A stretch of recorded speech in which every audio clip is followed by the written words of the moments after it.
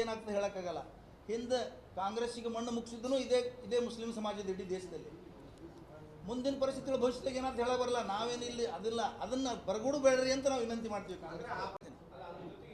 ಬಸವನಗೌಡರಿಗೆ ಕಾಂಗ್ರೆಸ್ ಪಕ್ಷ ತಗೊಳ್ತಿದ್ರ ಇವತ್ತು ಸಿದ್ದರಾಮಯ್ಯರ ಆದಿಯಾಗಿ ಹೈಕಮಾಂಡ್ ಆದಿಯಾಗಿ ಇಲ್ಲಿ ಹೇಳೋದಂದ್ರೆ ಕಾಂಗ್ರೆಸ್ ಪಕ್ಷದ ಅವನತಿ ಬಿಜಾಪುರದಾಗ ಶುರು ಆಗ್ತದೆ, ಕರ್ನಾಟಕದ ಶುರು ಆಗ್ತದೆ. ಇಡೀ ಕರ್ನಾಟಕ ರಾಜ್ಯದ ಮುಸ್ಲಿಮರನ್ನು ಬಸವನಗೌಡರಷ್ಟು ಅವಳೇನು ಯಾರೂ ಮಾಡಿಲ್ಲ.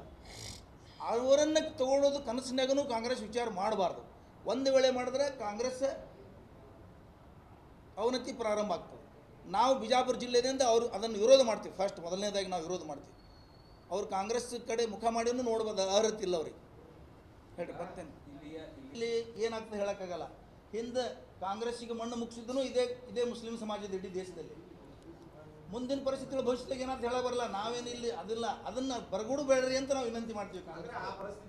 ಬರಗೂಡು ಬೇಡ್ರಿ, ಬರ್ತದೆ. ಯಾಕೆ ಈಗಲ್ಲ, ನಾವು 100 ವರ್ಷ ಬರ್ತದೆ, 50 ವರ್ಷ ಬರ್ತದೆ. ಇಲ್ಲ ಪಕ್ಷದ ನಾಯಕರಿಗೆ, ಮಂತ್ರಿಗಳಿಗೆ, ಶಾಸಕರಿಗೆ ಒತ್ತಾಯ ಮಾಡೋ ಸಲುವಾಗಿ ನಾವು ನಿಮ್ಮನ್ನು ಇವತ್ತು ಕರೆದಿದ್ದೀವಿ. ನಾವು ಕಾಂಗ್ರೆಸ್ ಪಕ್ಷಕ್ಕೆ ಮೂಲ ಬಂಡವಾಳಿಗರು. ನಾವು ಇವತ್ತು MLAಗಳು ಏನು ಆರಿಸಿ ಬಂದಾರೆ ಇಡೀ 136 ಜನ. ಆ 136 ಜನರಿಗೂ ನಾವು ಮೂಲ ಬಂಡವಾಳಿಗರು.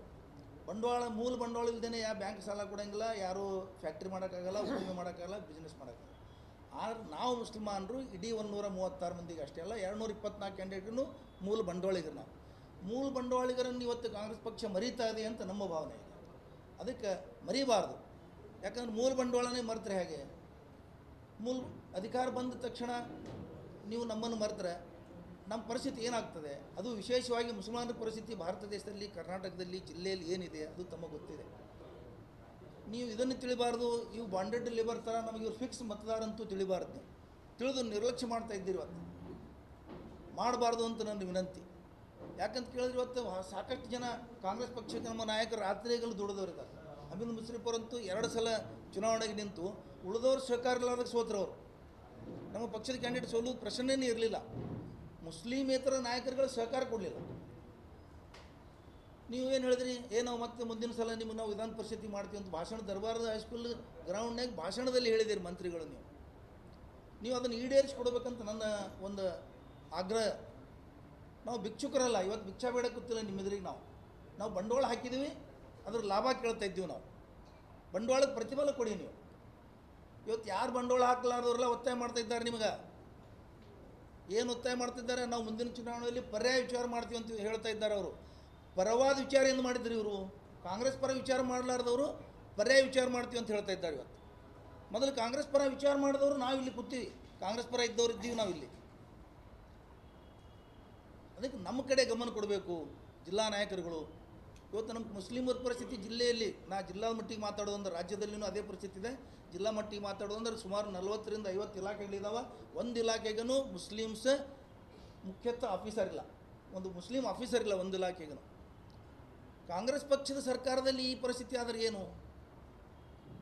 ಕಾಂಗ್ರೆಸ್ ಪಕ್ಷದಲ್ಲಿ ನಮ್ಮ ಈಗ ಮುಸ್ಲಿಮಾನರಿಗೆ ಎಷ್ಟು ನಿಗಮ ಮಂಡಳಿಗಳು ಬಿಜಾಪುರ ಜಿಲ್ಲೆಯಿಂದ ಆದ್ಯತೆ ಮೇಲೆ ಕೊಟ್ಟಿದ್ದೀರಿ? ನೀವು ಯಾರಿಗೂ ಪರಿಗಣಿಸ್ತಾನೆ ಇಲ್ಲ. ನಿಮ್ಗೆ ಬೇಕಾದವ್ರಿಗೆ ರಾತ್ರಿ ಆಗಲು ಟೊಂಕ್ ಕಟ್ಟಿ ಮಾಡಿ ತರ್ತೀರಿ ಅವ್ರಿಗೆ. ನಾವು ನಿಮ್ಗೆ ಬೇಕಾದವ್ರೆ, ನಾವು ನಿಮ್ಮ ಬೆಂಬಲಿಗರೇ, ರಾತ್ರಿ ಆಗಲು ಬೆಂಬಲಿಗರೇ. ನಮ್ಮ ಕಡೆ ಯಾವಾಗ ಗಮನ ಕೊಡೋರು ನೀವು? ಅದಕ್ಕೆ ದಯವಿಟ್ಟು ಈ ಮಾಧ್ಯಮಗಳ ಮುಖಾಂತರ ನಾವು ನೇರವಾಗಿ ಅವ್ರಿಗೂ ವಿನಂತಿ ಮಾಡಿದ್ದೀವಿ. ನಾವು ಯಾವತ್ತೂ ಯಾರ ಮನೆ ಬಾಗಿಲಿಗೆ ಹೋಗಿನೂ ವ್ಯತಿರಿಕ್ತವಾಗಿ ಕೇಳಿಲ್ಲ. ನಾವು ವಿನಂತಿಯಿಂದನೇ ಕೇಳಿದ್ದೀವಿ, ವಿನಂತಿಯಿಂದ ಹೇಳಿದ್ದೀವಿ. ವೈಯಕ್ತಿಕ ನನ್ನ ಪರವಾಗಿಲ್ಲ, ಎಲ್ಲ ನಾಯಕರುಗಳು ಅವರವರು ಹೋಗಿ ಭೇಟಿಯಾಗಿ ಹೇಳಿದ್ದೀವಿ. ಹಿಂದಿಂದೊಂದು ಘಟನೆ ನಿಮಗೆ ನೆನಪು ಮಾಡಿಕೊಡ್ತೀವಿ.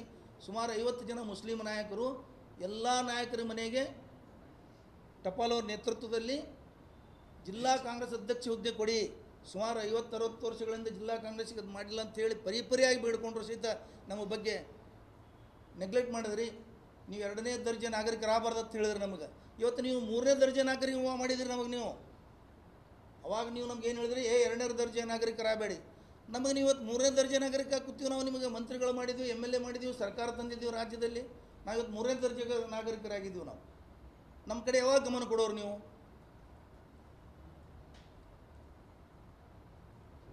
ಸರ್ಕಾರ ಬಂದು 2 ವರ್ಷ ಆಯಿತು.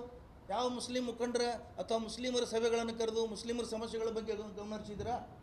ಮುಸ್ಲಿಮರ ಸಮಸ್ಯೆಗಳೇನಿದೆ ಕಾಮನ್ ಆಗಿ ನಾವು ವೈಯಕ್ತಿಕವಾಗಿ ನನ್ನ ಮುಷರೀಫ್ ಅವರ ಟಪಾಲ್ ಅವರು ಮುಲ್ಲಾ ಅವರ ಫಯಾಜ್ ಕಲಾದಿ ಅವ್ರ ಪರವಾಗಿ ಹೇಳಲ್ಲ, ಅವ್ರ ಪರವಾಗಿ ಕೇಳಲ್ಲ. ಕಾಮನ್ನಾಗಿ ಮುಸ್ಲಿಮರ ಸಮಸ್ಯೆಗಳು ಎಷ್ಟಿದಾವೆ ಜಿಲ್ಲೆಯಲ್ಲಿ? ಸಾಕಷ್ಟಿದಾವೆ. ಯೋಜನೆಗಳ ಬಗ್ಗೆ ಇರ್ಬೋದು, ಬೇರೆ ಬೇರೆ ಶಿಕ್ಷಣ ಸಂಸ್ಥೆಗಳ ಸಮಸ್ಯೆಗಳಿರ್ಬೋದು, ಬೇರೆ ಬೇರೆ ಸಮಸ್ಯೆಗಳಿದಾವೆ ಸಾಕಷ್ಟು. ಅವನ್ನು ಪರಿಹಾರ ಮಾಡೋಕ್ಕೆ ನೀವು ಯಾವ ದಿವಸ ಕರೆದ್ರಿ? ನಿಮಗೆ ಪುರುಸತ್ತೇ ಇಲ್ಲ. ಮುಸ್ಲಿಂ ಸಮಾಜದ ಕಡೆ ಗಮನ ಹರಿಸಲಿಕ್ಕೆ ನಿಮಗೆ ಪುರುಸತ್ತೇ ಇಲ್ಲ. ಇವತ್ತು 6 ಜನ ಶಾಸಕರು ನಮಗೆ ಗಮನ ಹರಿಸಿದ್ರೆ ನಮಗೆ ಸ್ವರ್ಗನೇ ಸಿಗ್ತದೆ. ಯಾರೂ ಗಮನ ಹರಿಸಲಿಕ್ಕೆ ತಯಾರಿಲ್ಲ. ನಾವು ರಾತ್ರಿಗಳು ನಿಮ್ಮ ಸಲ ದುಡ್ದೀವಿ, ನಮ್ಮ ಹಕ್ಕಿದೆ ನಿಮ್ಗೆ ಕೇಳೋದು. ನಾವು ನಮ್ಮ ಹಕ್ಕು ಬೇಡ್ತಾ ಇದ್ದೀವಿ ನಿಮಗೆ. ಅದಕ್ಕೆ ದಯವಿಟ್ಟು ಭಾಳ ಹೇಳಿ ಉಪಯೋಗ ಇಲ್ಲ. ಕೊನೆಯ ಒಂದು ನನ್ನ ವಿನಂತಿ ಏನಂದ್ರೆ, ಯಾರಿಗಾರೇ ನೀವು ಸಹಾಯ ಮಾಡಿರಿ. ನಮ್ಮ ಜಿಲ್ಲೆಗೆ ನಿಗಮ ಮಂಡಳಿ MLC ಅಥವಾ ಏನಾರೇ ಒಂದು ಸರ್ಕಾರಿ ಹುದ್ದೆಗಳ ಬಗ್ಗೆ ಇವತ್ತಿಗೊಂದು ಸಣ್ಣ ಹುದ್ದೆ ಇಲ್ಲ. ಒಂದು ತಿರ್ಗಾಮುರ್ಗಾದೊಂದು ಬಿ ಡಿ ಎ ಕೊಡ್ತೀರಿ ನಮಗೆ. ತಿರ್ಗಾಮುರ್ಗಾದೊಂದು ತೋರಿಸೋದು, ಎಲ್ಲ ಬಿ ಡಿ ಎ ಮಾಡಿದ್ದೀವಲ್ಲ ತೋರಿಸೋದು. ಅದಕ್ಕೆ ದಯವಿಟ್ಟು ನಮ್ಮ ವಿನಂತಿ ತಾವು ಪರಿಗಣಿಸ್ಬೇಕಂತ ಈ ಸಂದರ್ಭದಲ್ಲಿ ನಾನು ಆಗ್ರಹ ಮಾಡ್ತೀನಿ. ವಿಶ್ವಾಸ ಇದೆ ನಮ್ಮ ಮೇಲೆ ಅವ್ರು ವಿಶ್ವಾಸ ಇಟ್ಟರೆ, ಅವ್ರ ಮೇಲೆ ನಾವು ವಿಶ್ವಾಸ ಇಟ್ಟು ಅಂತ ಇವತ್ತು ಅವ್ರು ಅಧಿಕಾರದಾಗ ಇದ್ದಾರೆ. ನಮ್ಮ ಮೇಲೆ ಅವ್ರು ವಿಶ್ವಾಸ ಇಟ್ಟಿದ್ದಕ್ಕೆ ಅವ್ರು ಅಧಿಕಾರದಾಗ ಬಂದಾರೆ. ಅವ್ರ ಮೇಲೆ ವಿಶ್ವಾಸ ಇಟ್ಟಿವತ್ತೆ ನಾವು ನೀವು ಇಲ್ಲಿದ್ದೀವಿ. ಅವಕಾಶ ಬರುತ್ತಾನೆ ನಾವು ಅವ್ರ ಹತ್ರ ಬೇಡ್ತೀವಿ. ಯಾಕಂದ್ರೆ ಎಲ್ಲಿ ದುಡ್ದೀವಿ ಅಲ್ಲೇ ಪಗಾರ ಕೇಳ್ಬೇಕು. ನಾವು ಅವ್ರ ಸಲುವಾಗಿ ದುಡ್ದೀವಿ, ನಾವು ಅಲ್ಲೇ ಪಗಾರ ಕೇಳಬೇಕು, ಅಲ್ಲೇ ನಾವು ಏನು ಕೇಳೋದು ಕೇಳಬೇಕು.